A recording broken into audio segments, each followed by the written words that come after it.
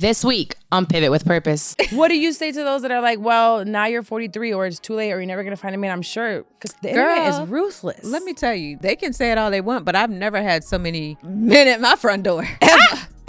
Knock, they are here. I don't think it's about your age, it's about your energy.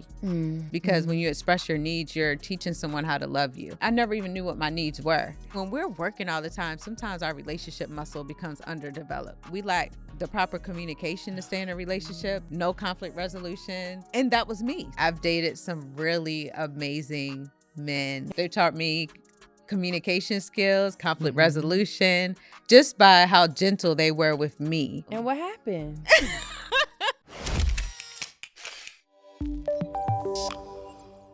Welcome back to another episode of Pivot with Purpose. It's me, your girl, Carla. Thank you for being here. You could be anywhere else. You could be with your boyfriend. You could be second a couple. YouTube is going to demonetize me. You could be anywhere in the world right now, shopping, hanging out. You probably are because it's the podcast, so you could be listening. But thank you for coming back for another week. I've been trying to really be consistent. There's a week here and there that we don't show up. But I make sure that you have other pods to listen to. So if you've been under a rock, we announced that No For Sure was over. That's with B. Simone and Megan Ashley. But the good news of that is that it's not completely over. We have Megan Ashley doing In Totality, and that it's a great message. You know how I do the Bible verse at the end of the show? It's because I have my own relationship with God, but I don't even know how to articulate it with words and really teach you more than what I can feel, but she be knowing because she went to school for it or whatever. So she's really good with that, and I think the show really took that direction, so that's really good. Shout out to Tiffany D. Lofton with How We Get Free. We just did an episode with her as well, and she was able to like really explain to me like Palestine and Israel, the whole thing. I don't even know in politics. So that's a pod that we produce that really teaches us about politics and unions and coming together and fighting for like the greater good of us. Who else do we have? Holding Court with Ebony K. Williams is coming back very soon for season 3. And This Too Shall Pass is back. Ariel is back. Y'all know she got 5 kids, and I have like 13 children when it comes to all the pods, plus my own kid and no help. So I'm always all over the place, but we got her back in the studio, so we'll stay more consistent with This Too Shall Pass. And there are a lot more things coming into play. Now, one thing I have not spoken of, well, I said I had an announcement to make, and I guess I'm really announcing it next week on social media, but I don't know when this is going to come out, so let's just say it anyway.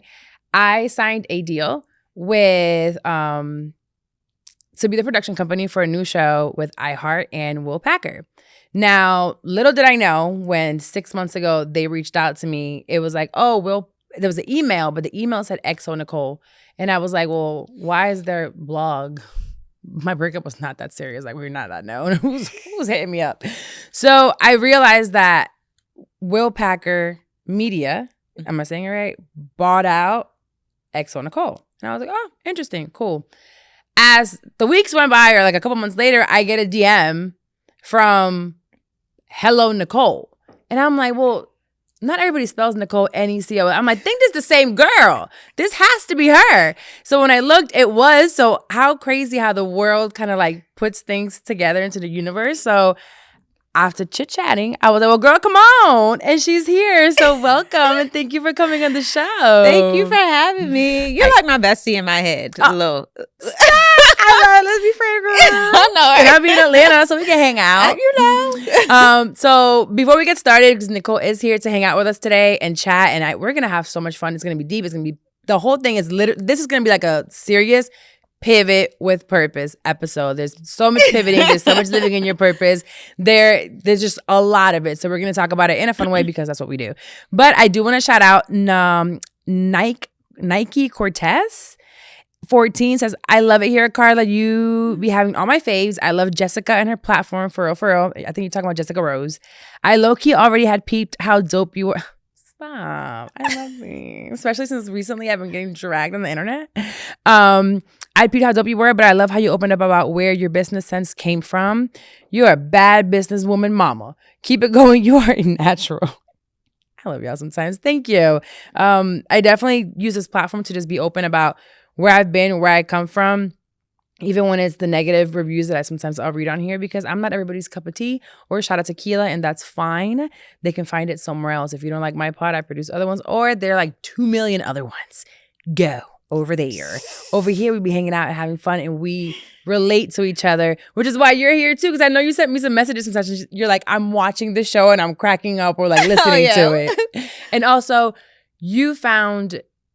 I found you technically. Well, everybody knew of like Necole Bitchie and XO Necole, but I never put a face to the name. It's one of those like I had never put. Did you ever wonder like, who is this person ever? No, it just didn't even click. Because, and it might sound crazy now, me being in radio and having to do like celebrity gossip in the morning. I've never been into celebrity gossip. So it's really, I didn't even know you were. So you have to report the celebrity news on the radio now? 3 times every morning. Oh, wow. Okay. Monday through Friday. And I can understand why you probably felt the way that you did. Mm-hmm. Because and mine is only like a 3-minute segment 3 times in the morning. So it's not a lot, but there's a lot that you intake from there. Yeah, so absolutely. You guys might understand. You know her back from Necole Bitchie days. That was the celebrity blog. Then there was XO Necole, which was more for like us. That I like that one. Yeah. The XO Necole one was cool. I was like, it was like a black Cosmo for me. Yeah, that's exactly what we were going for. Oh, look at that. Well, you gave it. Yeah. Because I remember growing up reading Cosmo, and like I was like, well, I don't really relate to what they're saying. And then XO Necole did that, and then you left all of that. So I kind of want to go. For those that don't know you, I know someone DM'd me. It was actually Shay. She's like, "Oh, I remember them Necole Bitchie days," and I'm like, "You messy," because if that's what you was loving, you like that. You love the shade room, don't you? So like, in a short, concise, because we're gonna go more into like the business aspect and moving in your purpose. Like, who the hell is Necole? There was a time where I wouldn't let anyone like reference the Necole Bitchie days. It's almost like I wanted to like disappear, delete them out of the sphere. And so, but then I realized it's a part of my story, and without Necole Bitchie, we would have never been led to XO Necole. Without XO Necole, we wouldn't have been led to myhappyflo. So I have to embrace that part of the story. But who am I? A lot of people came to know me as Necole Bitchie, one of the top celebrity gossip bloggers in the world. I know that's right. No, that's right. You know, now years later, I'm able to embrace what we did back then. I mean, that site was getting about 20 million page views a month. You know, it's hard to get people to visit a website. And that now. was long. What year was that when you started that? I started in 2008. Okay. And so, and I left in 2015. So I have this thing right now where I launch a company, and then after 7 years, it's like 7 is the number of completion. And then I move on to something else. And so is that on purpose, or you just feel like it wasn't on purpose, but it just worked out that way. Right. So I did it with Necole Bitchie, and then I was at XO Necole for 7 years. And where did years. Necole Bitchie go? It just went bye-bye, or you sold it to someone? I actually shut that website down. I had offers to sell it, but I knew as long as whoever was running it, I would always be looked at as Necole Bitchie. So I wouldn't be able to control like my image. I'd still be walking around and people be like, you know, I saw this on your site, and it's like I'm no longer there. Kind of like now, like XO Necole is still up. Right. I'm not a part of it. There's something on the internet with my name on it. I don't know what's being written on the website every day. So it is a very weird thing, but it's not as bad as if it was Necole Bitchie. Yeah. Because of the different brand. Oh my goodness. So you leave Necole Bitchie, you were just tired. What was that feeling? Because I feel like there's people that are listening, right? And we're going to talk about your transitions from business to business and your mindset. So that mindset then, what did you feel like leaving? Why did you feel like leaving? You just said you got 20 million impressions, honey. I know. So it was popping. I got really, really big.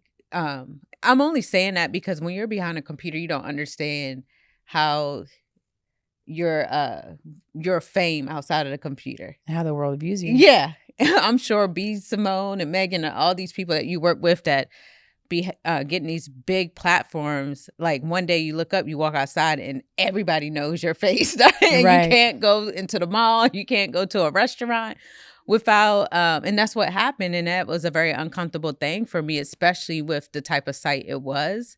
I felt like I was always looking over my shoulder. Like, you just never knowing. I've had private investigators show up at my house. I think For a what? really famous private investigator, Scott Ross, he was involved in the Michael Jackson trial back in the day. But I'm bringing it up because it's so fresh, because I think with everything that came out with, Cassie Diddy lawsuits this week, someone tried to drag my name in it and said, I heard that's the real reason why Necole shut down her site. And so I was like, okay, girl. You're reaching.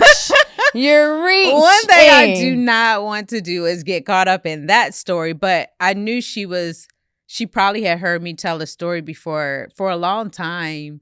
I hope me saying this out loud, but I had a private investigator come to my house in 2009 when I lived in Atlanta, and I didn't open the door because I thought it was maintenance, and it was super early. I'm like, why is maintenance knocking on my door 7-something in the morning? But then they went to my UPS box where Necole Bitchie was registered, and that guy called that owned the UPS store, and he was like, we're not supposed to give out your number, but there's a private investigator in the store, and he said the names like Diddy.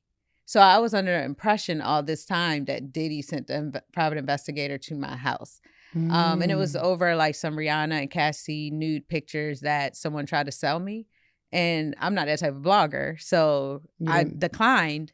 But he was trying to like put the pieces together because it was during the time Rihanna, Chris had their thing. So long story short, I saw him in an interview, the private investigator, and he actually admitted he came to my house. He was sent by Chris Brown's lawyers because they were just trying to make sure they cleared Chris's name. But you never picked up those photos. Oh, girl, I'm just not that type of blogger. I didn't want them type of problems. It was, I really loved Cassie back then. I really loved Rihanna. I don't know how that person got a hold of the pictures. Yeah, but it was.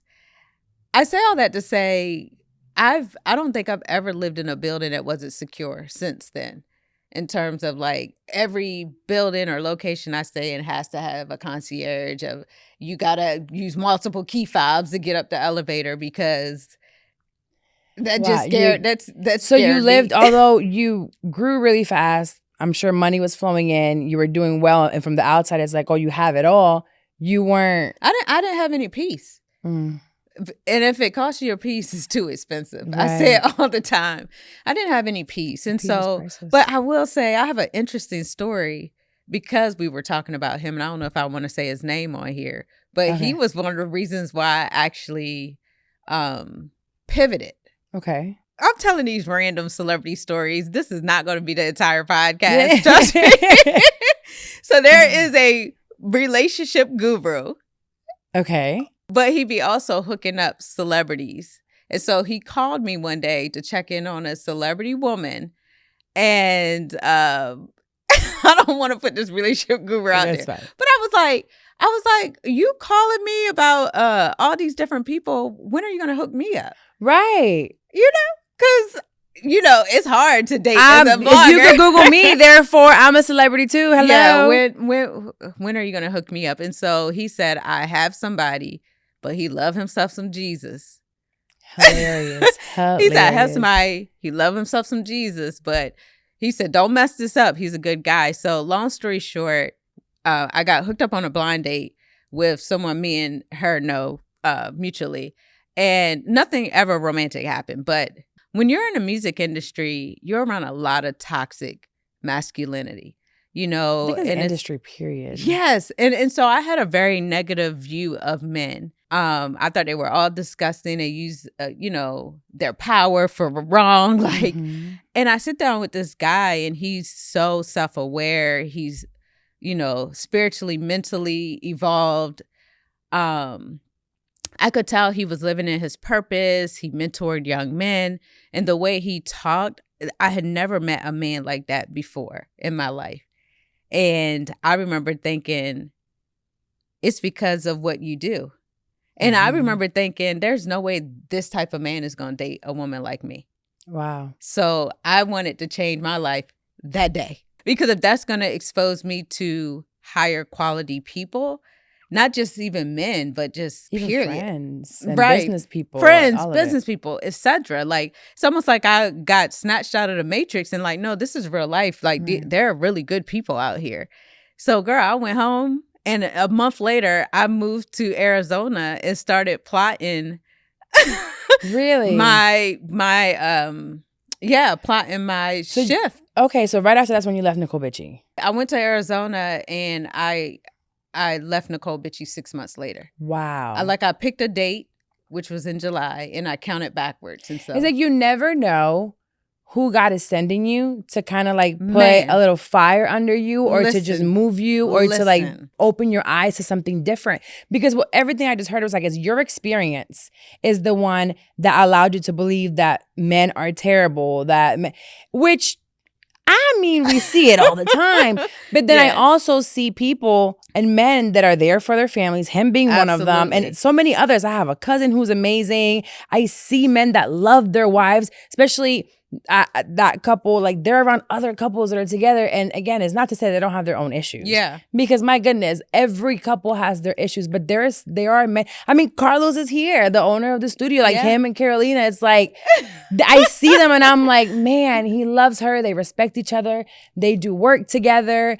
And I can't allow what I see on a regular basis on the internet or on the Shade Room to shape what every man is out there, right? I'm still gonna find my man. I got done dirty this last time.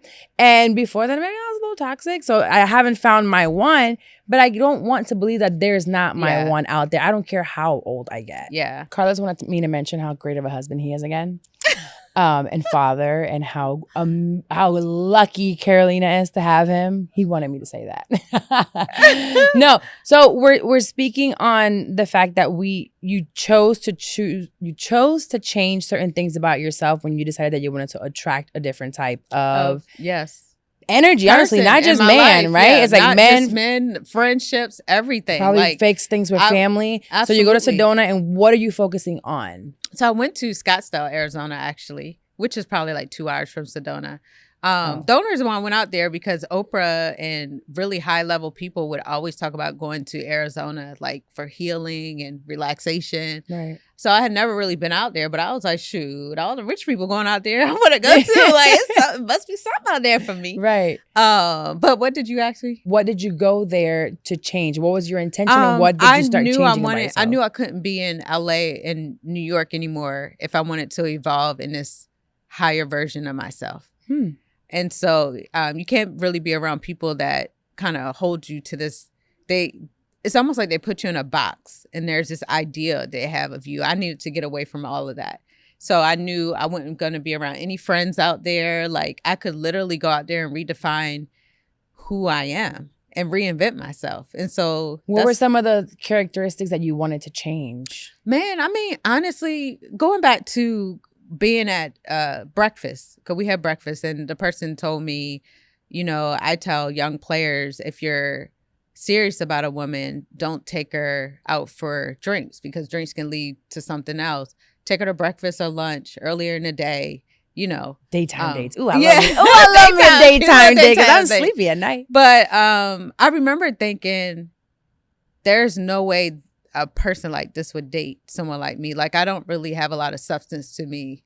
There's not a lot I probably can talk about outside of celebrity gossip because you're so deep in it. You know everything that's going on with everybody. And it's like they say you are what you eat, what you intake. So if you're intaking this gossip every day, constantly. Because, and you know, like even working in radio and having to report it, you have to still dig because you got to know the facts. Right, so I'm not just going to one website. I need to go to 13 different websites. I need to text people about it. And it's like, is this true? Is this not? And it's like you're submerged into just bullshit. Yes. Honestly, all the time. And you become what you're taking in. And then your audience want you to have some type of opinion about it, you know? And so again, if that was, I was living my life as a spectator, basically. And so I just, again, I'm sitting there and I'm looking at this guy. I'm thinking he's so amazing, but there's no way he would date a woman like me. And it's one of those things where you want to go and become who you want to attract. It was time for me to go and become who I wanted to attract. And Scottsdale jump-started that. Yeah, like because I removed myself from an environment first, which is the entertainment industry.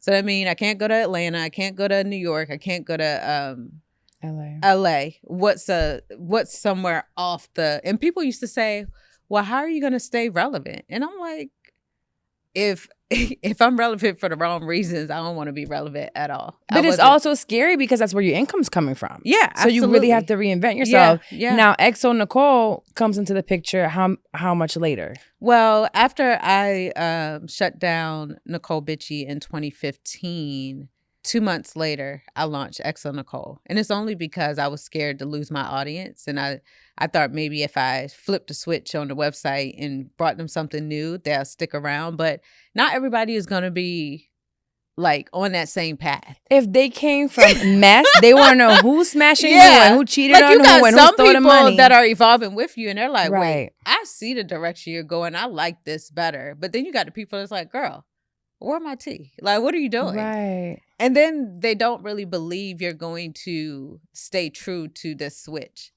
They're like, oh, it's only a matter of time before she'll be back. Right. So it's a whole thing. I had to really live, breathe. Like if I'm going to transition, if I'm going to evolve, I have to live it, breathe it. I got to commit to it. Now, what does that look like also? Because when you leave something, I feel like God removes everything from your path. And sometimes how we earn our money and what we're doing with the money that we have has to go too. Mm-hmm. And I don't know to the extent, to tell you the truth. I know I've heard some things, but there was some interviews that you've done that you're like, hey, you basically at some point lost it all. Yeah, or gave it all up. Like when I was in Arizona, I remember Will had started like kind of engaging me to see what I was doing with my website and also if I would come and do some work with him. And I knew I wanted to save my site. But yeah, I sold everything that I had. Gave all my clothes away. I probably gave away like $20,000 worth of shoes, bags. Just give it away? To this St. Jude's. Because I didn't even feel like doing the whole... No Poshmark? I know. I didn't feel like the whole thing. Closet? And I had a time limit. I drove my car up to like a CarMax and got cash for it. And why the desperation to get rid of everything? Because I was moving to New York and I was like, if this deal doesn't go through with Will, I still want to fight for my brand. And I don't know if I can fight XO Necole. Okay, so now because I know I have listeners that probably won't know. So you get rid of Necole Bitchie, you start XO Necole. Mm-hmm. Now you're 7 years into XO Necole. That transition, was there any like low point? Yeah, so okay, let me go back. I had Necole Bitchie for 7 years. Mm-hmm. In 2015, I walked away from it. 6 weeks, basically 6 to 8 weeks later, I launched XO Necole. I only had it for 2 years before Will Packer bought it. I stayed on an additional 5 years after this acquisition, which is kind of not heard of because normally founders only stay around for a year or two. Right. So 5 years is a pretty long time. So yeah, that was the okay, so now frame. I want to know why. Because you're in 2 years, you're now doing work that's not celebrity gossip. Mm-hmm. It's holiness. Mm-hmm. It's the Black Cosmo. Holiness. No, I mean like holiness not holy in the Black Cosmo. No, I meant holiness as in WHOL, not holy as in God. Oh, okay. Like it's like wholesome content, right? Got it's it. mental health. It's like dating. Yeah. We're not necessarily like the trashy site anymore. Yeah. Per se, right? Yeah. Now we're trying to become better women and like have community. So that didn't fulfill you? Or did it stop fulfilling you at some point? It does, because when I went through the acquisition, I had a big enough personal brand too that can survive outside of my website. But when I went through the acquisition, I did feel like it dimmed me a little bit. I was so focused on, let me make sure they know they made the right decision and that I don't waste their money. And now I got resources that I became less visible in my personal brand because I'm running behind the scenes trying to launch all these different events and things. And so that's one thing that happened. I started hiring people to do the things I enjoyed. And I was stuck with the stuff I didn't. What did you enjoy doing? I enjoyed interviews. I enjoyed producing, creating video content, podcasting. We had the Happy Hour podcast. Yes, yeah. I remember when actually I might have DM'd y'all. Really? When it launched, I was like, I want to produce that. Wow. Okay. We needed a producer too. I was know you editing did. the episodes and everything. I know y'all did. I was messaging my friends and they need help. She ain't seen my messages. Girl, I might have messaged too the much. podcast page because it was 3 girls at 1st, right? And then did it go down to 2? It went down to 2 because I was like, at some point I was like, all right, girl, you're doing too much and you have no time for like a personal life. Like the visuals were great, but I'm like, it's not sustainable if they don't have the right production behind it. I do remember that. So the podcast came and went. Yeah, it had 2 or 3 seasons. How many episodes was that? I did about 7 or 8 the first season. And then I don't remember how many they did the second season. Usually, so 93% pods don't go past 7 episodes. Oh, really? Okay.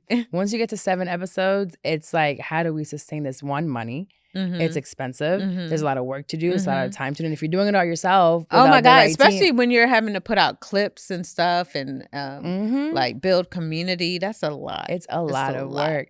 So you're 2 years in and you basically get approached by Will Packer. He's like, I want to buy your company. It was more so I have an opportunity. He had something he was trying to launch. And he wanted me to come in and help with the launch. But I was just kind of clocked out mentally. Like, I think before Will Packer approached me, I had did a video I put on YouTube, what I wish I had known before leaving a successful brand. And I think I had like teared up in the video and the video actually went viral and people like switched it up saying Necole Bitchy from Boston Brook or like sad news from Necole Bitchy or like it was this whole big thing. Like twist to it. I was trending on Twitter and Facebook and it was this big thing about me failing.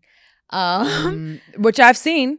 A lot of it is like, oh my gosh, she lived out of a car. She didn't have anything. And I was like, what? How did we do that? So you were never like homeless. Because the internet definitely made you homeless. No, I mean, I've been homeless before in terms of sleeping on friends' couches, but it wasn't after this. That was before the success. Gotcha. I've slept on every friend's couch that while putting things together. Yeah, absolutely. And I mean, it's natural to me. I have no living parents. I have no living grandparents. So of course you're going to default to your friends or family. And those are the people that are taking you in. You can also create your family. I don't have a family that I go to and it's like my friends are my absolutely. family. Absolutely. There was something that I saw online from you. Says I started to think about how I ended up here and realized I made so many mistakes. And the number one mistake I made was trying to live up to the expectations of other people and trying to compete with my old success. We were talking about success recently. It was something at church that the pastor was talking about how we're all trying to reach success instead of living a significant life. Do you feel, when did you stop trying to chase success and chase a bag? Have you stopped? I think first you have to redefine what success looks like for you first. Like I'm way happier now than I've ever been in my life. Wow. And I feel free. And like, I guess with what I've accomplished, people may think I'm living in some like huge mansion, right? With like, I don't. I love my little place. It got fobs. And I'm happy. And it got security. And I'm happy in it. Until, my family comes and my man and all that other stuff. And then we blossom into like. My man. Yeah, my man. Yeah. Like, you know what I mean? Like, I got something to look forward to, but I'm happy with every single thing I have, from the car I drive to the place I live in. I don't compare myself anymore like I used to. I used to like maybe look at other bloggers or other influencers and see them flaunting whatever. And why don't I have that? I don't do that anymore. And I think that's a real key to happiness. I'll say this. Someone asked me the other day, they said, do you think you'll ever have a company as big as Necole Bitchy? I believe XO Necole is bigger than Necole Bitchy was in terms of team, revenue, everything that they're doing. I feel like myhappyflo 2 years in makes more revenue wise than both XO Necole and Necole Bitchy did 2 years in. Wow. So we're talking about like one day this will be $100 million, maybe even $1 billion company with the vision I have. So to answer her question, yes, I don't just think I'll one day have companies that are bigger than Necole Bitchie. I have companies that are bigger than Necole Bitchie. It just doesn't come with the flashiness. It's a quiet success. What's that fear every time you pivot? A lot of people are scared to move. When I left accounting, it was scary. And everyone else tried to inflict or put on me their fear of don't leave your corporate job. Yeah. It's a 6-figure job. You have benefits. It's safe. It's this and that. But is it safe? Because I sure did get laid off from one because the whole thing went bankrupt. So how safe really is it, right? But how do you choose to pivot without taking in the noise from everybody else or without that fear? Or how do you deal with the fear? I think I was doing a lot of moves without I think when you start asking everybody for their opinions, now you're outside of yourself versus doing what you truly feel and want in your heart. And so a lot of moves I made, I did them and told people about them later on. They found out about it later on. But I think me and you have a different situation because you have a mouth to feed. And they be eating. They be eating. Oh, little crumb snatcher. You have a mouth to feed. And so I get it when someone has kids and they have a husband and they have other people they have to consider in their decision making. But for me, I was like, before I get all that, let me do all the things. But I will say, I know plenty of women, no kid, no man, still terrified. Still terrified. Now I tell people, or whenever I do things, I'm like, what's the worst that can happen? If it's not that I die or my kids die, then let me go for it. Yeah. You know, I know what it's like. I didn't grow up in poverty, and I always say this because I was pretty privileged growing up. I mean, I wasn't like the Kardashians or anything, but we had everything we needed, and I lived the upper middle class life, right? And I still had that fear of I won't have it, right? But what if I don't? If I don't, then will I still be able to feed them somehow, some way? You know what? The best thing now, being where I am, is like if something fails, one thing I know for certain is I'm going to qualify for them food stamps. Because I don't qualify for them anymore. So it's like, well, there's food stamps, there's cash assistance, there is all these charities that can help if at some point you fail miserably. But if you love what you're going towards, then how can you really fail other than learn a lesson and get better? Absolutely. I mean, I feel like with the skill you have, I just always believe I don't know where I've gotten this faith from. Because with a lot that's happened in my life, especially with losing the parents, losing the grandparents, all the loss I've had, you'd think I would be like, God, did you forget about me? Like, why? Like, you know. When did your parents pass? Why or when? When? They both passed 2 years. They were only 41 and 42, so very young. I've outlived my parents. But yeah, they. So you were young. Yeah, I was in my 20s. Okay. I was in my 20s. Young. Yeah, but I was, you know, in college. Yeah, but they passed away at the same time? 2 years apart. Okay. Both health related issues, and that's probably why I got a health product, you know, breaking the generational but that's tough to deal with because some people might just kind of give up, like you said, God, did you forget about me? Or they would lose complete and total faith because God don't love me, or he's not real, which is what a lot of people go to. Like, there can't be a God if he's allowed me to go through this. Yeah, and I felt like embarrassed for a long time. Like, I just started talking about my parents passing probably maybe the last few years, but really? I was embarrassed for a long time. Like, embarrassed about what? Just like, I don't know. I think I didn't know how to process it because when my parents passed, like, we didn't talk about grief, right? Mm-hmm. Like we do now in mental health. Right. And so no one knew what to say to me. So I just like went on about life, like feeling like a orphan, kind of feeling like I was abandoned. Mm-hmm. But I was just like, I don't know how I'm supposed to feel. So I'm going to just overwork. So when did to you cover up the grief? I'm going to just like, and that's a trauma keep myself response. busy. Yeah, I'm going to keep myself busy. And so that's what I did that's where the success came from. Well, there we go. Yeah. I think that's something that a lot of us go through. we have to go, or we don't have to, gosh, but we go through these traumatic moments. For me, I think what catapulted me was leaving an abusive relationship and then having this baby, which I'm in survival mode. So being in your 20s, losing your parents, you're back in survival mode. Who do you lean back on? And then your grandparents passed after or before? One of them before, but the other after. Yeah. So it's like, who do you rely on now but your business, right? Yeah, and absolutely. if you have, to me, honestly, I commend you because I wanted to just be under a fucking rock after this last relationship, and I couldn't because I had a kid I had to feed. And I remember saying, oh, this would be so much easier if I didn't have a kid. And I remember my therapist telling me, and I say this all the time, the only reason why you are moving is because you have a child. So you didn't go under a blanket and deal with depression that way. But depression looks very different for some people. Some don't move.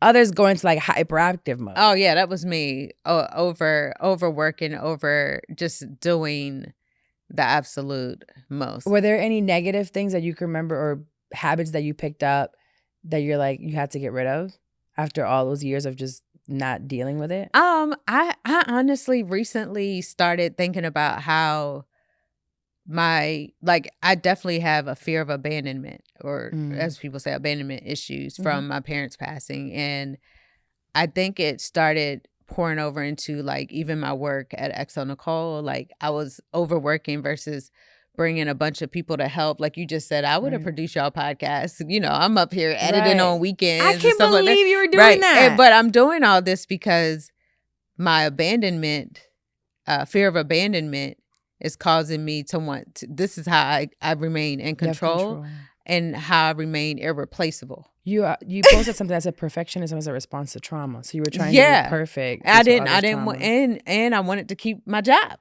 Like that part. I wanted to keep my job. I wanted to make it hard for me to be replaced. And so I'm just now processing all this now. Like a lot of the chaos that has happened in my career, even launching myhappyflo, came from those inner abandonment wounds that I had that I'm working on now. I go to therapy once a week. I'm in there once a week. Oh, I love bitches. Yes, I'm in here once a week, and I'm just like crying, let it out. You, Jesus, it's so much I'm trying to process. And I will say, just thinking about, it was very hard for me to sell Necole because, again, I've had so many losses in my life. When I create something, it's like my baby.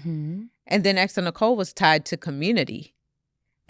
Like Camille's in here, but Camille was a part of my EXO Tribe community. And she was a writer for Necole. Stop. So I was like so tied into the community that when I left, I felt like I'm leaving this huge community behind.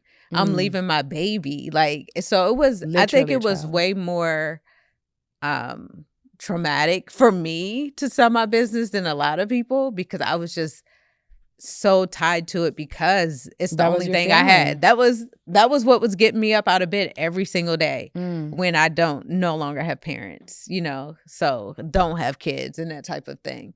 Wow. And that probably puts a damper in your relationship and dating as well, because if you have a fear of abandonment, which then probably goes into commitment issues because they can leave me behind. Then it's like, we screaming, my man, but are you letting the man come in? Let me tell you, this last year has been a crash course in dating for me. I've dated some really amazing men. And what happened? Taught me a lot of amazing lessons. They taught me communication skills, conflict resolution, just by how gentle they were with me. And what happened? Where they go? Are they still around? I mean, we working on my fear of abandonment that causes me to, I get like. What's your defense mechanism? How do you push them away? Start self-sabotage, especially they're gentle, right? You're looking for chaos. You're used to chaos. You're like, wait, this got to be too good to be true. Right. So you start creating chaos. How do you create chaos? I think we all have a thing.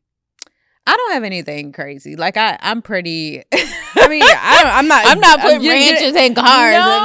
No craziness. Like I feel like I self-sabotage a lot, where it's like I feel you're not paying me enough attention. You didn't text me enough. I'm mad. I said And I I start put nagging. rich in people's gas tank. Where'd Sugar. that come from? I Right. think sugar was fine. whoop, right. I don't do that. I don't blow up their houses or I anything. don't- I'm not setting it on fire. I mean, I never heard anything like that. But, so what ends them? Do you start nagging? Do you start pulling away? I think I always a recent thing was, hi, I think, maybe this isn't the right timing. You're growing Out of your nowhere? stuff. Yeah, I start These poor men. Yeah. They in love yeah. and you just leave them. And these are men like that I could see being my husband one day. Wow. They have those type of qualities. So, went to Arizona, got fixed up, attracted them, and still pushing them. But that's good because they're great men. So if you're not ready to receive what they're trying to give you, then you're going to damage them. Yeah, I have to learn how to, right now I'm practicing staying in it when it gets uncomfortable for me and expressing myself, like actually letting them know, like, this is how I feel right now. Like, That'd be so hard. It is hard because you got to be vulnerable. Yeah, because they're going to think I'm a little sissy. It's okay. And I'm like, I'm not a punk. Girl, we in the era of femininity. I'm trying. With femininity, we have to tell people how they make us feel. Yeah. I mean, it's been 2 years. I'm just now like dipping my toe back into the whole dating game. Mm-hmm. But it's that fear of you could do me dirty at any point in time. And it's like, I feel like any feeling of anything, I'm like, what is that? But we attract that. Like if we go in it with that energy, we end up attracting that. So I try to use discernment and then go into it with the best intentions, and that they have the best intentions for me. But I'm getting better with my picker. My picker is getting good. It's amazing. So where do you find them at? It's amazing. Where do we find them? Where do I go? Because it clearly is not Raya, is not Hinge. I will say I did use the dating app for practice because, like, we're not gonna be like Allen Iverson. Practice? You talking to me about practice? No, you gotta get that practice in. Yeah. It's just the apps. I have so much going on, so it's like I forget to go back on there. So I use it. So again, I use the dating app for practice. I started in 2020, and I got really good. So what do you do? Because I was a hot mess 3 years. Here's the thing: when we're working all the time, sometimes our relationship muscle becomes underdeveloped. We're taking all these courses, we're coaching programs, all these things to grow in our business, but we lack the proper communication to stay in a relationship. No conflict resolution. And that was me. So I'm 2020. The pandemic comes, and I'm realizing I haven't really seriously dated anybody. I've been all about my career all this time. And the clock is ticking, honey. And what's crazy is that I had no idea, but I asked her how old you are, and you said 43. Yeah. Baby, you look 25. How? It must be the pills. I just met someone recently. We're talking, having a great old time on the phone. And he definitely thought I was early. Much younger? I mean, most people think I'm early 30s. Yeah. No, because you really do look it. You look great. Now, how do you... Okay, I'm 36, so I'm getting older. I know at some point, maybe not now because I've been in a relationship my whole life or something. Like I always got a man. Always had a man. And she asking me how to get a man. But me and her clearly live didn't different work. lives. I told her I've never lived with a man. I stay with a man. And she said, this is her They be first all time in my not house. living with a man. That's My crazy. first time I not- wouldn't even know. I hope whoever my husband is okay with us having separate living. Like we got whole wings of a house to each other, to ourselves. Like, how about like just his and hers like sinks in a big ass bedroom? yeah, that's And fine. I just need just a little bit of But are space. you gonna sleep with him every night? Yeah, absolutely. Oh, okay. Oh, you just want like a woman absolutely. cave and a man cave. Yeah, Oh, yeah, that's we can fine. sleep. Yeah, we No, definitely. there's some people that are worse. Like they don't like to sleep together. Oh, girl, what I got him for? Right. Be up under me all the time. What do I unless got a I'm man for? working. If What do you say to those that are like, well, now you're 43 or it's too late or you're never going to find a man? I'm sure because the internet is ruthless. Let me tell you, they can say it all they want, but I've never had so many men at my front door ever. knock, they are here. Knock, they're here. And I don't think it's about your age. It's about your energy. And I think, again, all that hard work I put into first learning myself and how to express my needs, because when you express your needs, you're teaching someone how to love you. I never even knew what my needs were. And so, yeah, as I evolved through therapy, you're learning all this? Therapy, books, reading, practice.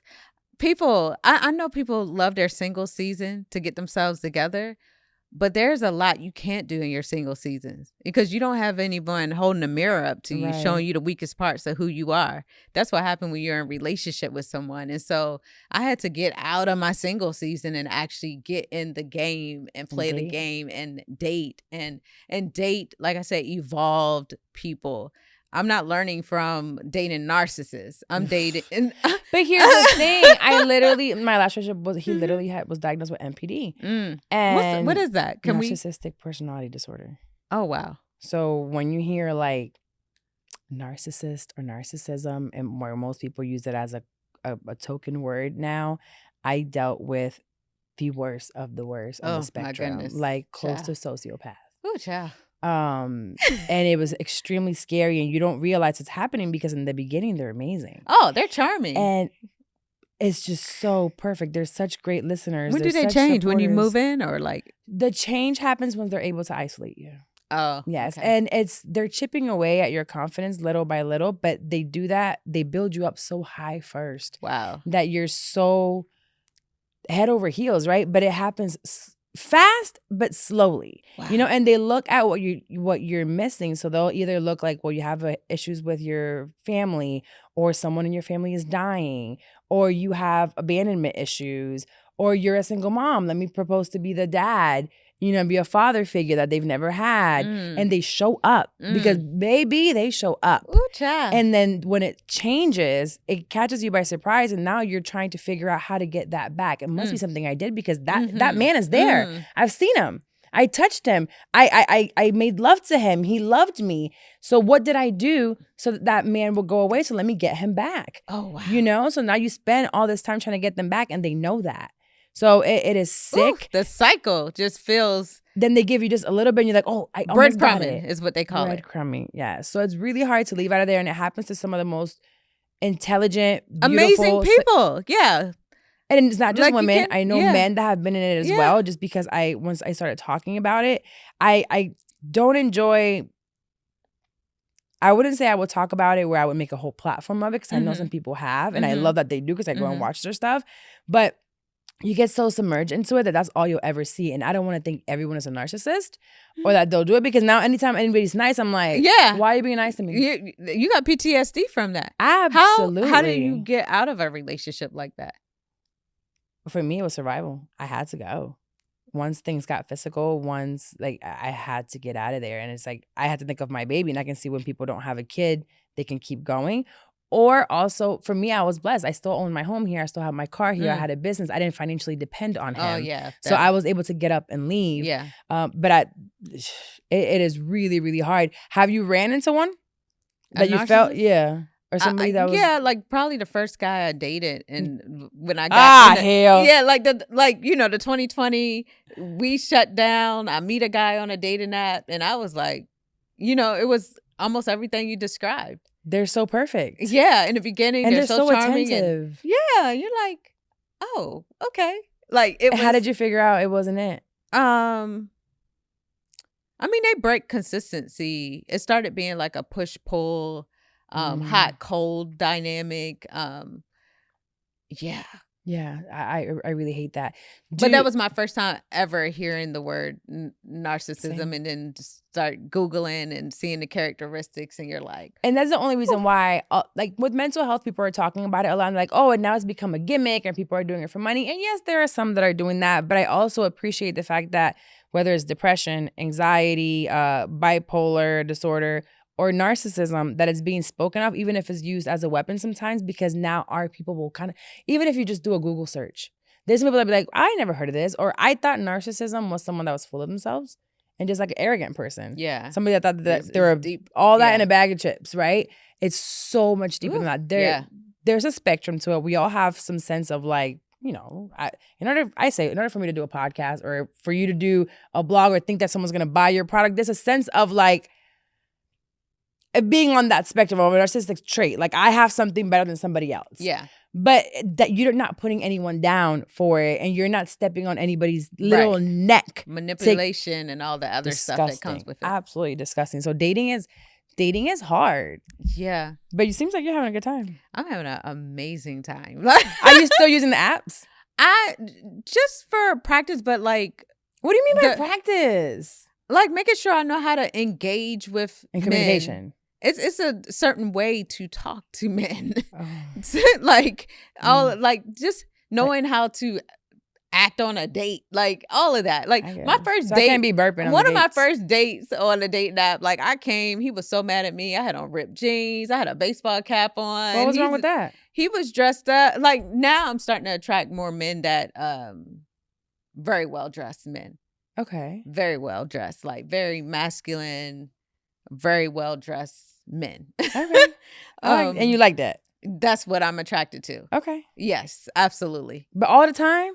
Yes. Nah, I mean, no, we could be in the house in our sweats, but I like getting dressed up for a date. I like putting on my dress, and he got on his little blazer jacket. I love how it feels. Yeah, that ain't me. I love it. We gonna be in sweats together. You're okay. like, that's cute. No, that's not me. But yeah, I'm so the dating apps for practice, but I will say most of the guys that I've attracted that I felt were in line with what I wanted, I literally slid in their DMs, or I've made comments on their Instagram posts, and over time they've slid in mine.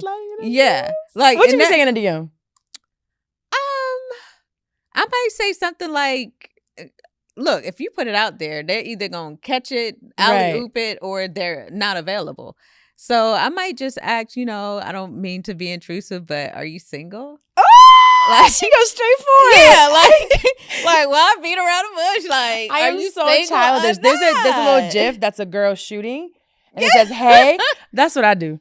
I don't say words. Girl, no. I be like, "Hey," and I miss every time. No, and then it'll be, you know, a back and forth, and then the type of men I like, they will initiate the date. Okay. They will pick the place. They will, you know, give you the time and everything. They court you. Yeah. I don't mean to be intrusive. It's not. What is it again? I don't mean to be intrusive, but what? But are you single? But are you single? I'm going to slunge somebody's DM today. When we leave, I'm going to scroll. Yeah. Because here's the thing. You have to be careful when you're making a move like that, because you may get people who think you're going to set up the date. You're admitting, you know. Right. So you got to read the energy. Like if they're interested and they're really about something, they're going to take it over from there. You just put out there that you, like, if you were to ask me on a date, you're not going to get turned down because I've already come to you asking questions or showing a little bit of interest. Okay. I like that. Okay. Yeah. I'm not trying to be intrusive. But I feel like when I do the choosing, the quality is way higher because I chose them. Yeah, because they be coming in the DMs talking about, "Hey, ma." Like, yeah. What? Like, because you can attract all types of craziness. It's what you entertain. So when I go out there and I say, you know what? I like you're handsome. I like the way you move. I like what you got going on. I would love to get to know you. Like, ooh! And they be like, okay. Yeah. Yeah, okay. But I don't do it often, so because I don't want you're intentional with it. I'm very intentional. Look, at the end of the day, I do want to be married. I do, and not just married. I want a partner, right? A life partner, and that completes I do want family, and so you have to date differently and make sure they want all the things that you desire. Right. They want the lifestyle that you desire. I've dated people, and I could tell we just had different visions for what our futures would look like. Right. And so somebody would have to compromise. I don't want to compromise too much. Right, exactly. I've dated 2 guys that I've really liked this year. I love this for you. That I really like, and back to back. So it was like no space kind of in between. And the first one, I felt like I was hiding the magnitude of who I am. I didn't step in the fullness of who I am. So you minimized yourself. Yeah. Okay. And my accomplishments. I remember I was in USA Today Modern Woman. They had Michelle Obama on the cover. They featured me on the inside, and I didn't feel comfortable sharing that news with him. What did he do for a living? He worked for a electric and plumbing company. Okay. So you like regular niggas too. I do. I like that. I do. Okay. I do. And he lived long distance. So we traveling. But then I meet someone after, and he took me out to celebrate every small accomplishment I had. Aww. You graduated your hormone health class? Let's go celebrate. Let's go get some champagne. You sold out a product? Let's go celebrate. Let's go. Love that. That right there. That will get you them panties. That right there. What? That right there you stuck with me. So what happened with him? Are we trying to? Oh, so he's still in the I picture need somewhere. him to God has told me that that's my person, but I need God to tell him the same thing, so we're on the same page. Okay. Yeah. All right. well, we might be going to the wedding. Okay, maybe. Absolutely. Now let's flow into what you're doing now, because again, alignment. I think I told you this over DM. I didn't have a period for 16 years. So I had my daughter in 2005, but 2004 I was pregnant. So I didn't get a period again until I had my son. Wow. So I was on IUDs and whatever. Mm-hmm. It was great. I had a great time. No period. That's amazing. Now I get this. My last period I was 17. Now I'm 34. Well, 36, but 34 when it comes back. And I don't know what to do. This is ghetto. My hormones are all over the place. And now I understand what all the memes were before, because I'd be like, that's nothing to do with me. And if it doesn't affect you, you don't pay attention to it. What memes? What memes? Like memes that say, oh, you only got 2 good days out the month, or here's I'm hormonal, or PCOS, and all of these things that have to do with the hormones and menstrual cycles and all this. And I didn't relate to them before. And now I literally spend 7 days of my month, every single month, emotional as fuck, crying like crazy. I don't get any cramps. I have short periods, which is okay, I guess that could be a good thing, but not when my emotions are all over the place all the time. So I did order this from you, because as we're talking, Carla definitely ordered from the website. I she did. ordered from me. Okay. I wanted, because then I started looking at it, and I wasn't paying attention. I was like, I thought you were dope, and I was looking at you as as you, not your business or where you came from. Because even when I realized that we were working with Necole now, and you weren't a part, it didn't really matter. Then I see this, and I'm like, oh, hormone stuff. I need to get it. So I just got back from New York, and I got it. So I'm going to start them today. But what is this and why? So traditionally, when we were younger and we came on our periods, the doctors normally, and we had period pain or heavy flows, the doctor would just prescribe us birth control. Yes. Probably no testing, nothing. And now that I'm on this other side and I run this brand, I think it's so crazy, because the way birth control works is it shuts down ovulation. Right? It shuts down ovulation. And normally if you go into a doctor and you have cramps, you have mood swings, you have all heavy flows, it's an underlying health issue that's either developing, or you have hormonal imbalances that can lead to that underlying health issue. So for me, so many things led me to myhappyflo. Of course, I told you my parents passed away. I have no living grandparents.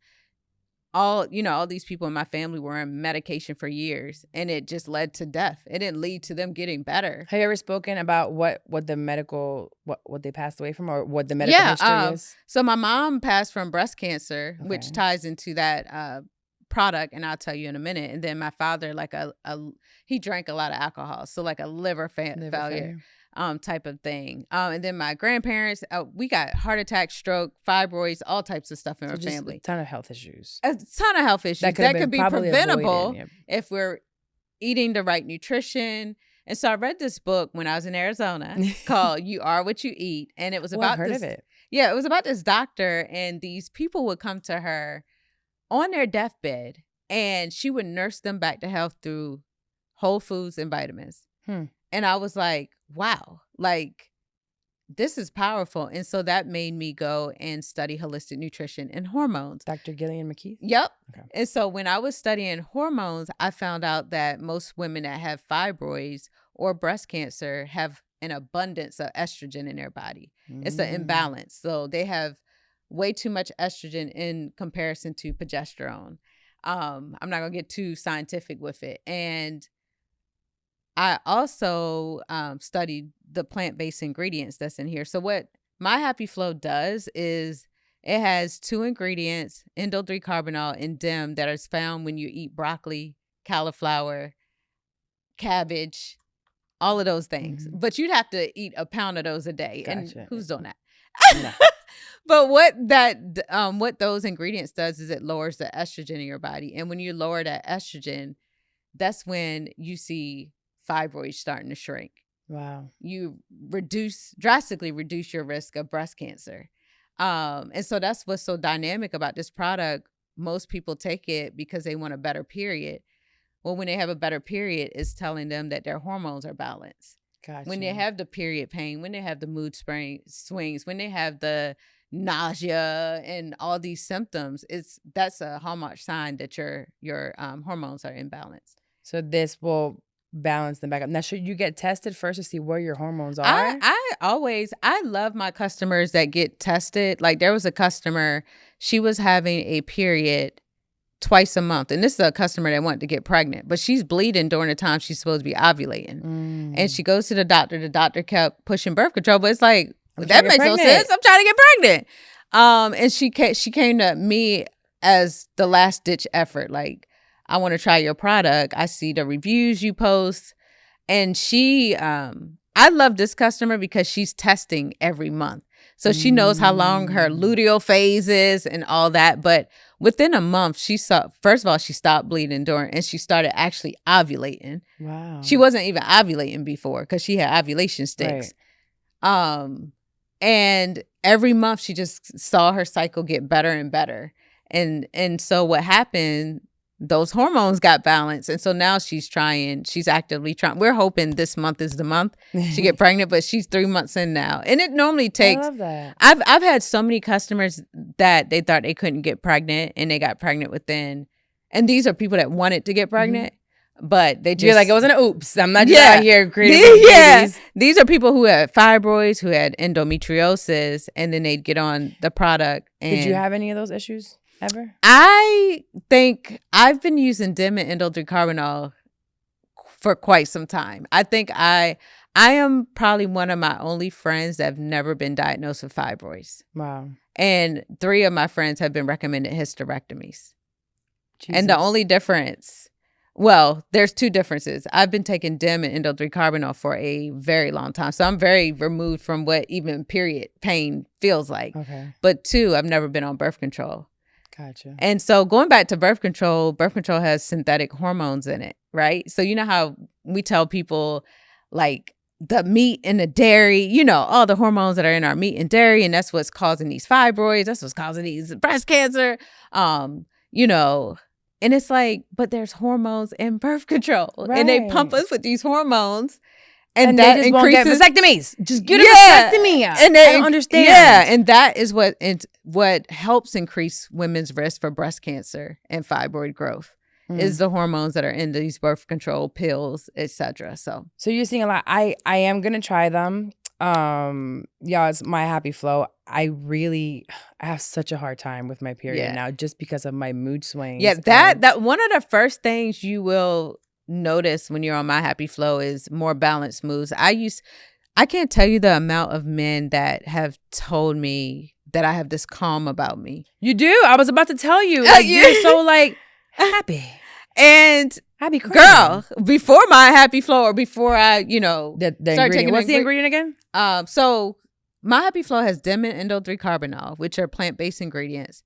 It also has vitamin D3, which a lot of women of color are deficient, and that is a big risk factor for fibroids as well. It has iron in it. A lot of women with heavy flows are iron deficient or have anemia.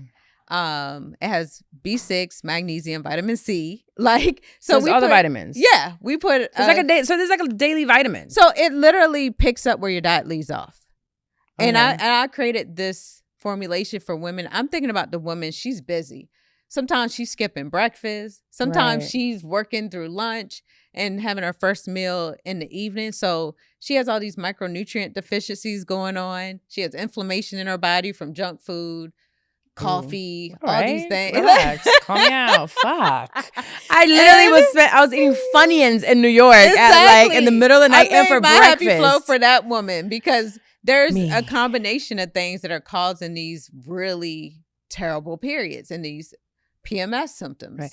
Now, aside from this, for someone, just because I'm curious, where did you learn business? Because you have to do a website and you have to know how I to created market. that website, My Happy Flow site. I was like, we're going to have to figure it out. But I created the first Necole Bitchy site too. And who taught you? YouTube University? Girl, absolutely. Let me tell you, I'm going to get it done. I'm going to get it. And I If love one thing that. I'm going to do. I'm That's gonna the get it biggest thing done. that I can't stand when people like be like, well, I don't know how to I got to do it. wait for, or I will utilize Upwork. I will utilize Fiverr. Mm-hmm. I would utilize inexpensive help on the internet, but a lot of things I've figured out myself, and even the 3 businesses in, I didn't feel too good to learn how to set that website up. Yeah. And I had to throw that website up in like a few days time because I was applying for a grant. You needed a website. You needed social media. I didn't have any of that. I won that grant too, $10,000. I know that's right. I know that's right. But I put all that stuff. I created our social media handle. I created our website. Like I was not letting anybody. And There's this is before ways the to do product it. was even launched. I That love $10,000 helped me put in our first order and run a pre-order. I love that. And I brought our first 5,000 bottles. I love that because you have to find a way to do it. I think you had put that you just reached 1,000 subscribers. Yeah, and let me tell you, That's it a is big so deal. hard to get subscribers to a physical Absolutely. product. Like, think of how many times you bought something repeatedly, but you're like, I'm not gonna hit that subscribe button. Like, No. I'm gonna get it when I need it. Right. So to get people locked in and say, you know what, I'm rocking with I want you. this every I month. want this every month. I trust y'all gonna get it to me on Right. time. I need this in my life. So when, I just always wanted that first 1,000. That first And you got 1,000. there. And Yeah, then it'll- that first I one, and then really- you get that second 1,000. And then next thing Mhm. you know, you got that third 1,000 and it's sustained. Now you got 6-figure revenue just coming from subscribers, not even Right. repeat buyers that are not subscribed and not Right. even new customers. Like those subscriptions are literally sustaining the business. It's a lower level of effort for me to run my Mhm. business every month. I can be out here. I didn't bring my laptop to I don't know. Florida. I don't know what that's like. I did not bring my laptop here to Orlando with me. That must I feel take vacations amazing. without bringing my laptop. So how do you feel like this brand will hit 7 years and you'll have to like move on to something else or leave it? Mhm. Yeah? Mhm. You think you'll sell it? I will definitely. I want to take investment money to get this brand into as many hands as possible. You can't take investment money without having an exit strategy because Mm. that's the only way they're going to get their money back. So you got to know that you're going to exit, whether it's a go public or sell your company. No one's going to give you investment money unless they know that They get you're acquired. planning. So everybody, you know how we're parading all these brands, whether it's Honey Pot, Lip Bar. Mhm. And they that's- all that's sold at raising some point money. or opened. They Okay. all raise money. You know, Slutty Vegan just raised $25 million for a $100 million valuation. That means they're gonna sell one day. Yeah. Or go really public. Yeah, and the only Black woman I know that's ever gone public was Kathy Lee from TV One, Radio One, Interactive One. Okay, yes. That's the only Black woman I know that has a public company. It might be more. I'm sure there's more. We just don't know who they It takes a lot to go public. Like Mm. it's so many.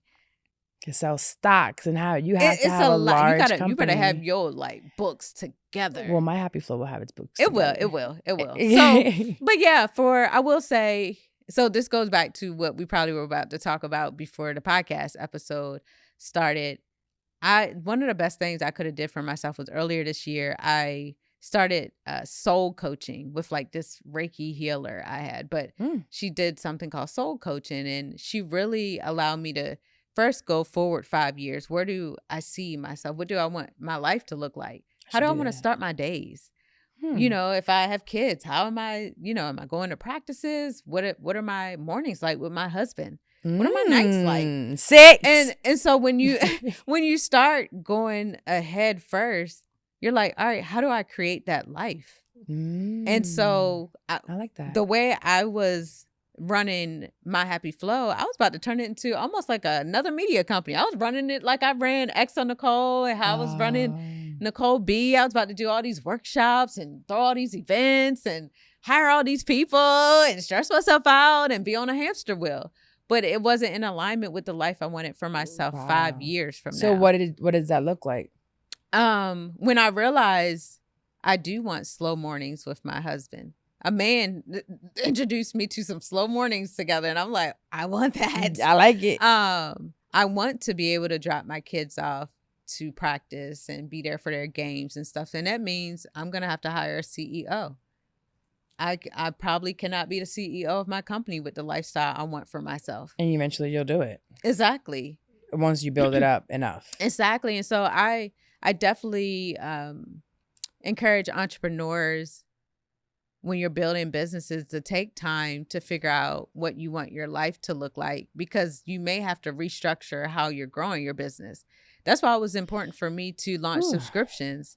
Now I don't have to hustle every month. I had them with the gummies. We reached I think it was 300 of them. Yeah. I was like, I'm not pushing that brand anymore.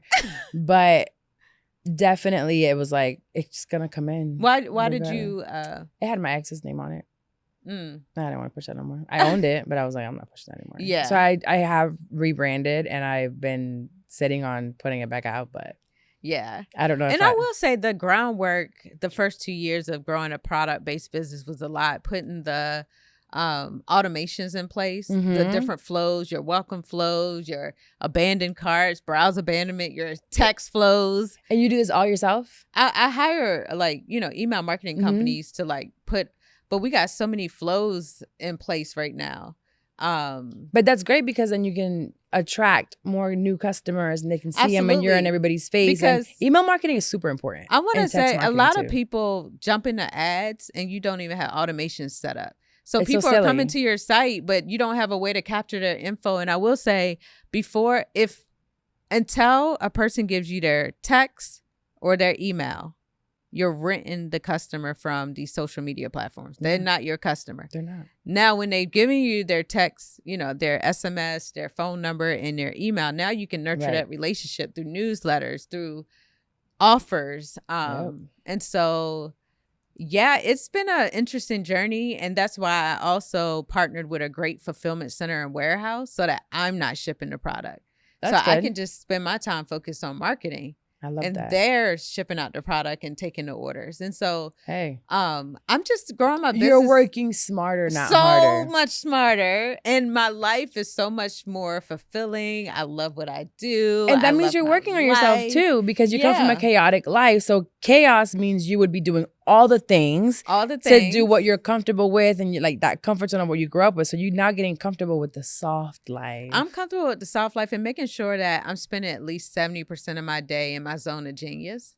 I like that. That keeps me soft. That keeps me warm, creative. And you like the marketing and the creative aspect. Exactly. And that's what you like to do. I mean, we just finished, we created this really cute sticker sheet that we're sending out over the holidays with orders.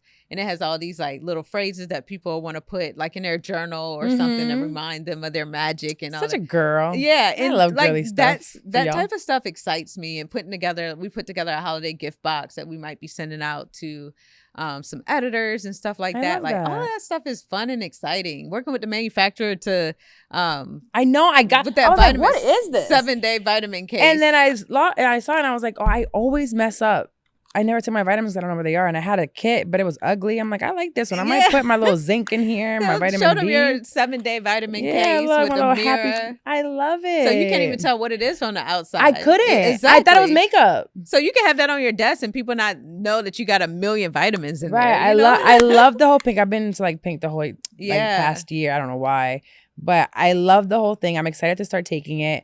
I do want to thank you for coming. Yeah. Like you literally like flew here I to did the fly O. here. You came to the O. I I love my city. I knew I had to do this podcast, and I love your energy. Thank you. And just to wrap up what I was saying about everything else, like I literally feel like I'm living a life that's in alignment with the future I want for myself now. I love that word, like, alignment. Yeah, like the business is in alignment. There's one thing I want to say too, because a friend of mine, I think she mentioned not liking when a guy may ask her what she does on the first date or something like that. But I feel like we spend a lot of time doing what we do. Yeah. So I that's can't a not huge tell you part of what we and some people, I know people might say, well, you don't have to talk about what you do the whole date.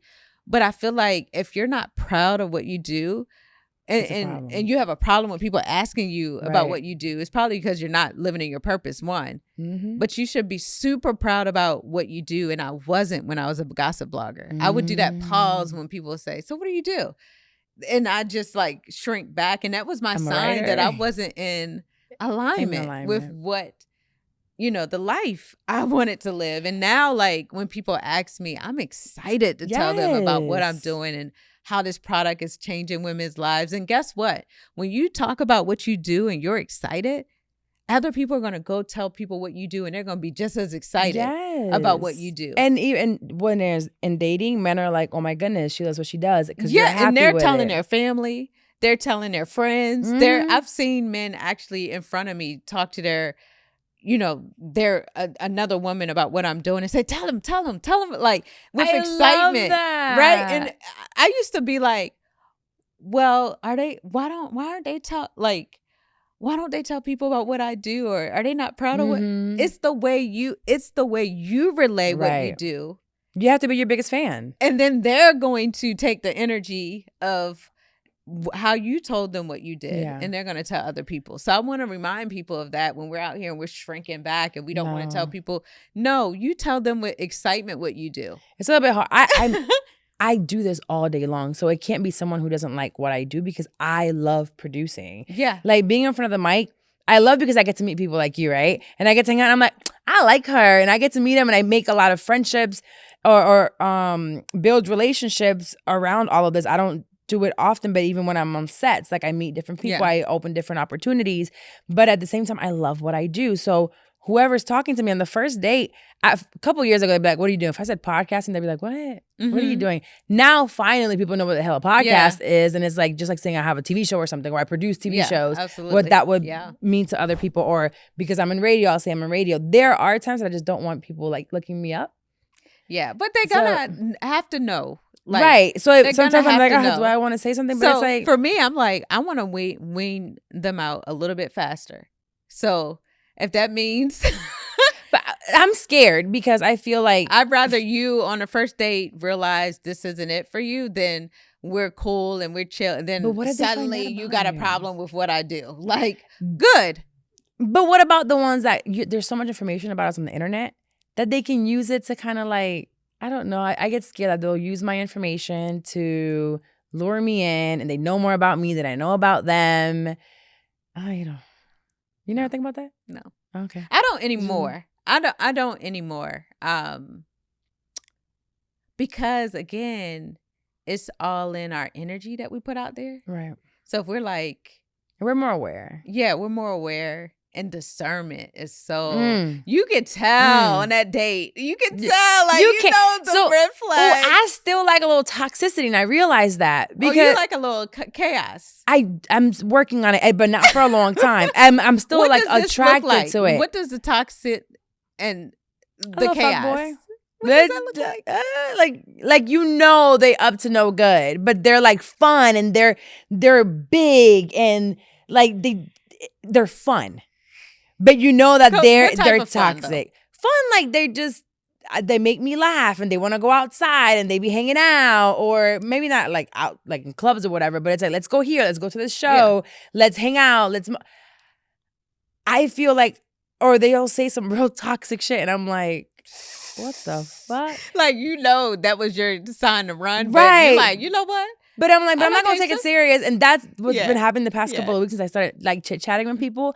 I'm already at the point where I'm like, oh, I'm a little attracted to it. But also it's like, I could never, because I can tell, or for a long period of time, it's going to make me like sick. Like, I don't like that. So I'm working on being more, taking in more of the calm guy. And that didn't feel good to me before because I needed that like extra love and extra text messages and extra attention. But that eventually goes south. Yeah. You know, it's like, I just needed to be safe. I need emotional Intelligence. intimacy. Yes. I need I definitely need a man that's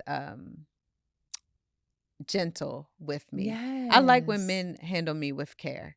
Even I could tell even in the way they express themselves with me, they're choosing the right words because they want to make sure. Getting on the app. I love the men who they sandwich method. So if there's a tough conversation, they come first and they pour into you first. Telling you how amazing you are, the things you're doing right. And then they might bring in that tough conversation. But then they follow it up with even more positivity on the back end. I want me a sandwich. Yes, I want a sandwich from the boys. Yes, I do. I love those type. I need more communication. I gotta tell the guy that I'm talking to right now. He started pretty good. He's old and obey. Is this the guy you were talking about on live? Mr. Fix It? Oh my God, no. Yes. Should I tell the people how you went on live and she was getting her she was doing her makeup, getting ready for a date. And like it was so cute. It was so cute. Love him. He gets from the past. I mean, I almost we're gonna wait until the mic is off because I want to know how the date went. I'll like let you know. I'm like, she came back and she didn't I was give us teasing. an update. Let's just say I couldn't say much, but I'll tell you. I want to go downstairs to eat with you. Okay. So we'll talk about it. But I just see some of the things from the past that like kind of used to bother me, which is he's very quiet. So I'm like, I need more communication. And he was trying at first, but I think he's falling back into like what he's used to.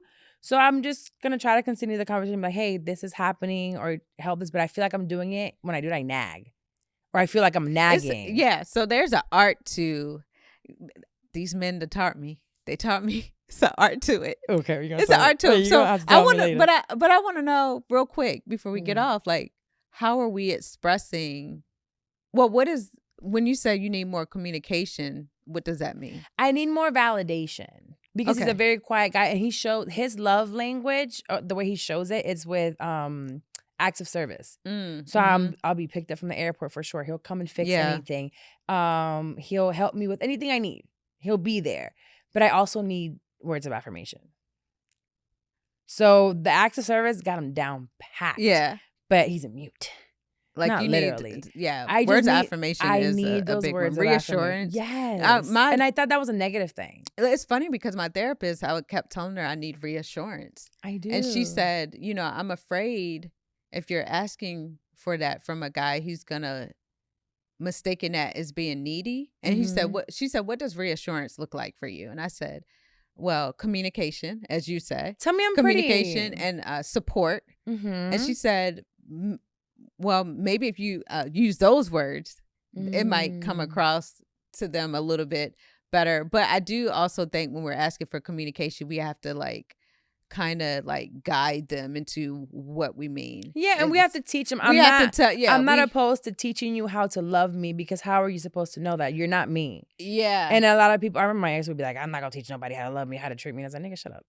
Like, stupid. How am I supposed to know what you want? Right. But clearly you're a psychopath, so it doesn't matter. Yeah. But I'm not opposed to teaching someone who's willing to learn and taking what I'm saying. Because I'm not gonna teach it for you to wipe your ass with it. Yeah. Like, you need to, teach you. That's the best when they apply, like when you approach them about something in a way that's positive. I always, when I'm trying to get a change behavior, I always ask questions versus, and I try not to use you statements.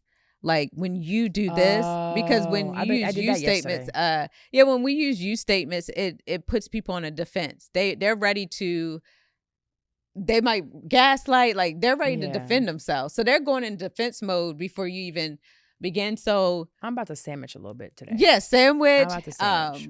A guy I dated would use we statements a lot. So it wasn't about you versus I versus we versus the problem. So I've learned a lot from. I'm learning a lot right now because I'm about to go do a little sandwich. And then like tell him all the things you really like and say, Okay, I really would like to hear like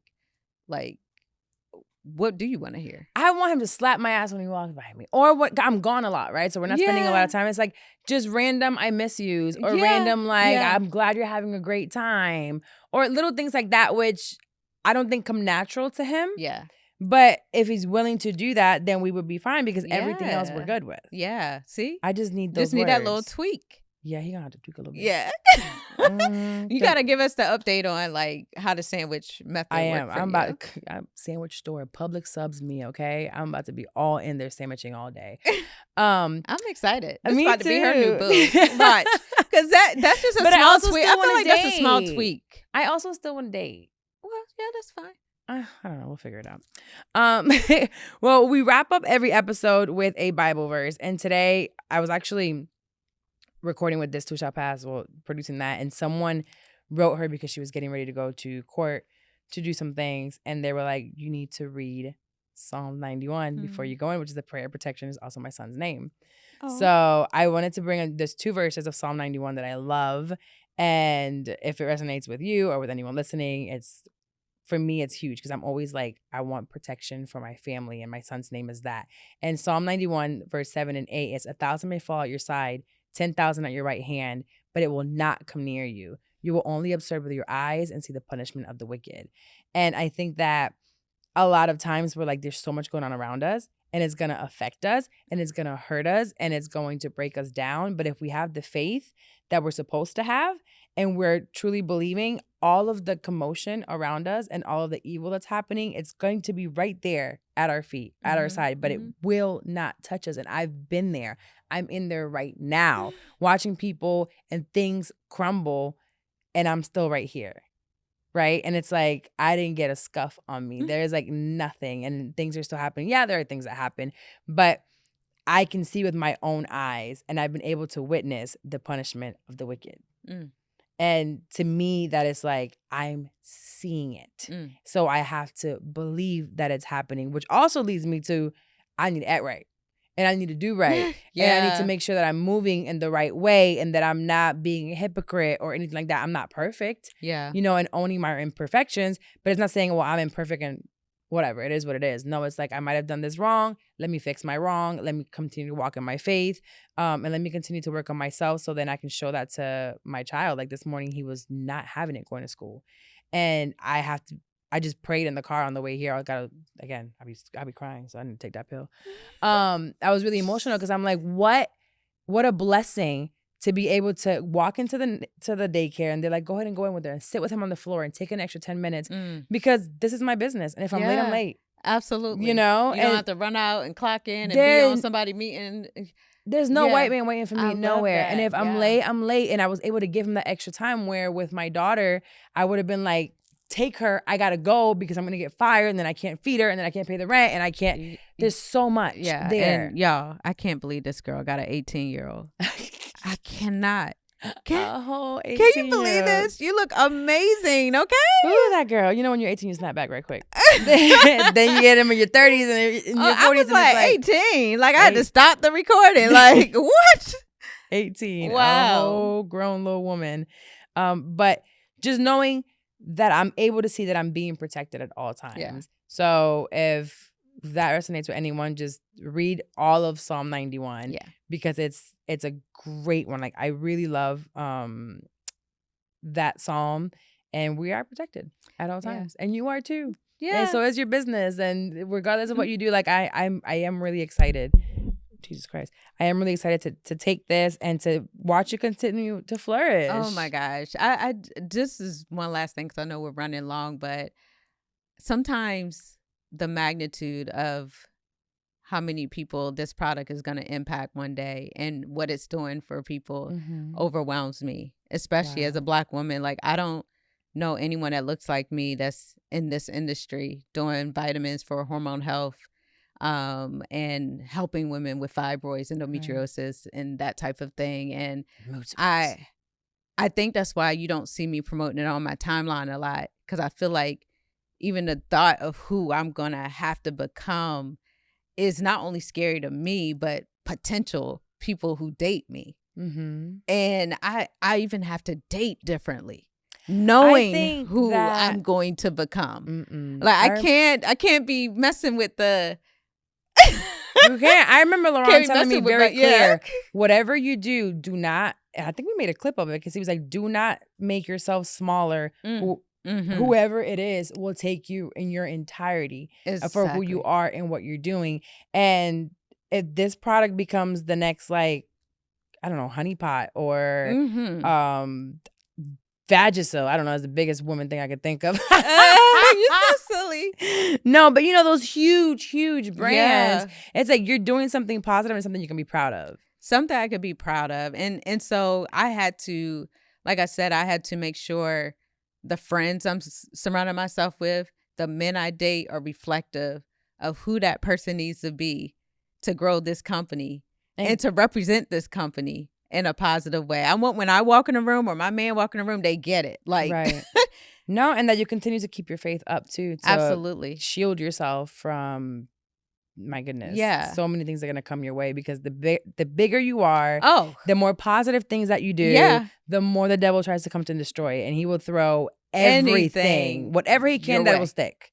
Yeah. So thank you again for being here. I want to say I'm proud of you. Thank you. Just everything you're doing Appreciate you. How you pushing through as a mom and with the, like, you know, but your own business. And I know it's not easy, but you're out here doing it. And it's all about who you have around you. I say it all the time. If it wasn't for Carlos here and the team at Hi Hello Labs when I came back to make everything possible for me to even get back on the mic because I didn't want to my team members who edit flawlessly, who make sure everything is out on time, to my clients trusting me, because it's like, I was just talking, I think it's Megan texting her because I don't create a close bond with my client just because they're clients, you know? Yeah. And it's a little bit different. It's business, but I just love that I can appreciate them and they can appreciate me and we can still have that like realness to us. Yeah. And it's because I love what I do.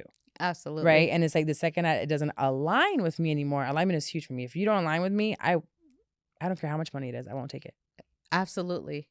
I won't take it. And that's how we get to true happiness, making sure we're choosing our clients. We're choosing the people we work with, our contractors. And you're choosing your clients with this. You're like, I want women that have mood swings.